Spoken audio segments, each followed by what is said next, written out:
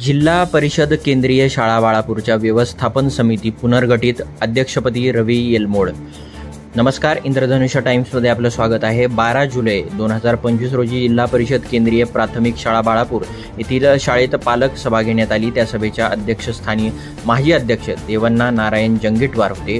सर्व पालकांच्या सहमतीने नियमांचे काटेकोर पालन करून शाळा व्यवस्थापन समिती 2025 ते 27 साठी पुनर्गठित करण्यात आली।